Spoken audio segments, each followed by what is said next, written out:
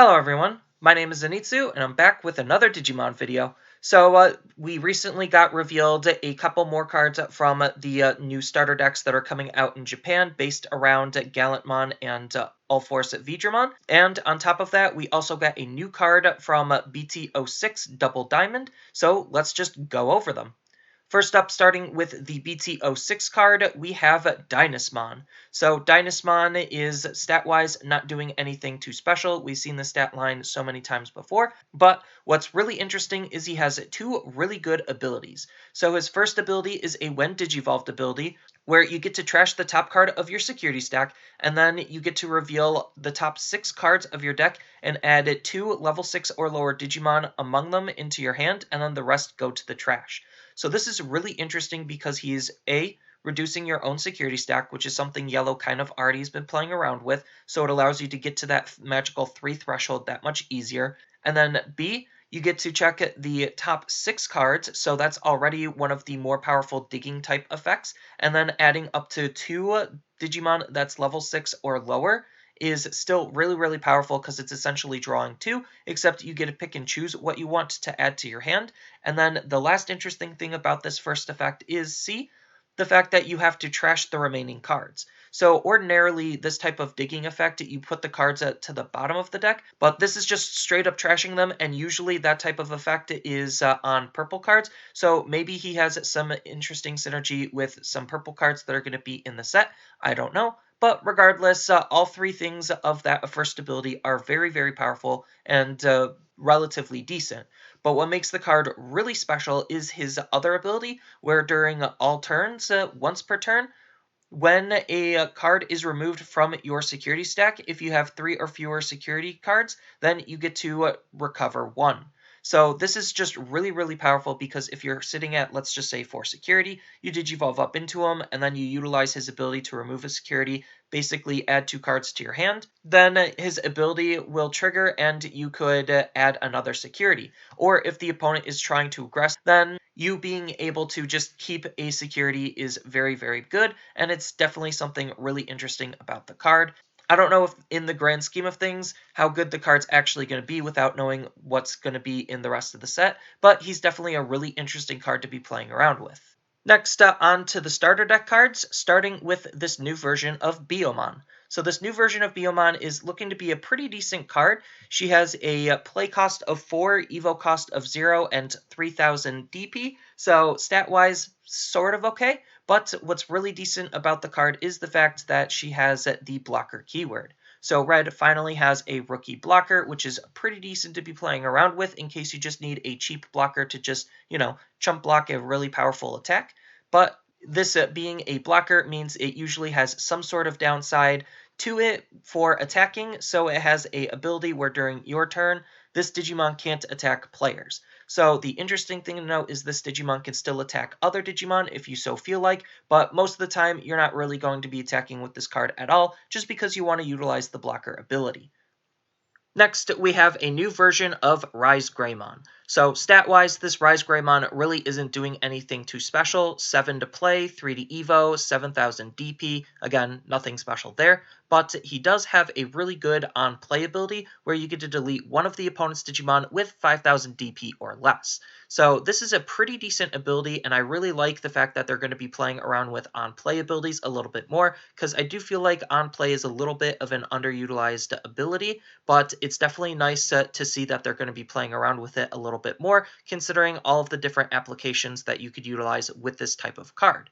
So the first big thing that comes to my mind is this is a really good crusaidermon card, where if this is checked off of the top with crusaidermon's effect, then you just get to play it for free and then get its on-play ability. Or if you want to utilize this card to, say, play a red top end and a different color low end, then this makes for a really good transition Digimon, just because you're not going to be worried about Digivolving up into him. You just want to get his on-play ability off and then just Digivolve him right after.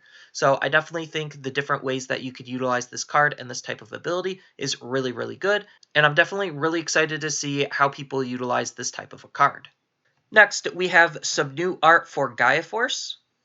Next, we have Atomic Blaster. So Atomic Blaster is a pretty decent red option card because it costs 5, and it has the main ability of choosing an opponent's Digimon with DP that adds up to a total of 8,000, and then you get to destroy those Digimon. And then its security ability is activating its main effect. So its first ability, its main ability, is really interesting because you get to choose one Digimon that's either 8,000 or any number of Digimon that adds up to a total of 8,000 and then destroy them. So this is a pretty flexible removal card on how you want to utilize it, and the fact that it only costs 5 for removing up to 8,000 DP on the field is still pretty decent considering it could destroy a lot of the ultimate level Digimon to try to stop the opponent from going into their Megas. So I definitely really like this type of an option, and I definitely think it's a pretty decent option for Red to be playing around with if they're trying to go for this more removal strat. Next, we have a new version of Gabumon. So stat-wise, this Gabumon really isn't doing anything too special, but what is special about the card is the fact that he has a really good inheritable skill. So his inheritable skill is during all turns while you have 8 or more cards in your hand, then this Digimon gets plus 1,000 DP. So this is a really good way for Blue to be DP boosting, especially since the ability happens during all players' turns. So this way, as long as you have 8 or more cards in your hand, whatever Digimon he is under is going to basically get a permanent plus 1,000 DP boost, which again, Blue has so much card draw that it's not really going to be that hard to get to 8 or more cards in your hand to just maintain this buff, and I definitely think that Blue being a little bit DP deficient where it just doesn't have a whole lot of really good meaningful buffs, this is definitely something really powerful that a lot of Blue decks would definitely want to be playing around with just for this easy use of the DP boost. Next, we have Dracomon. So Dracomon, stat-wise, really isn't doing anything too special, but what is really good about the card is the fact that it has a really nice on-play ability, where you get to check the top 3 cards of your deck, add 1 card with Dramon in its name from among them into your hand, and then the rest go to the bottom in any order.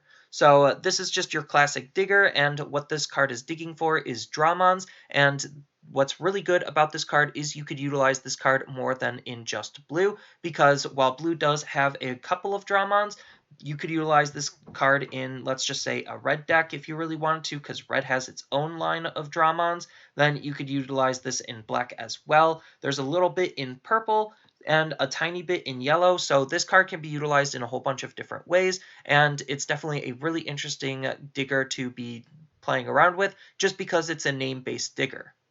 Next, we have Wingdramon. So Wingdramon, for all intents and purposes, is basically the Blue equivalent of Andromon.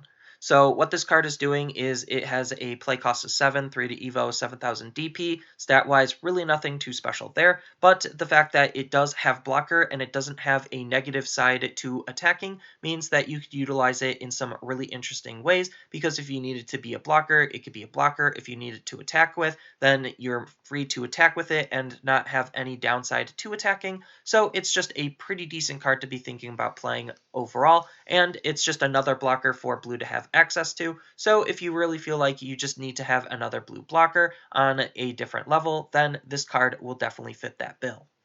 And then the last new card shown is finally a new version of Hammerspark. So we just have some new art on Hammerspark, similar to how we have a reprint of Gaia Force. So this is just what that card is going to be looking like. So I believe with this last card, we know everything that's going to be in both of the starter decks. I think maybe if we don't know everything, we're like one card off from knowing everything. But I'm pretty confident in saying we should have the knowledge on everything that's going to be in these starter decks. And I definitely really like the direction of these starter decks, and I think these new starters are going to be really good. Out of the two, I definitely think that the red one is a little bit stronger than the blue one. But that's just my personal opinion, and we have to wait to see how they actually play against each other and how these cards will shape and impact the meta going forward.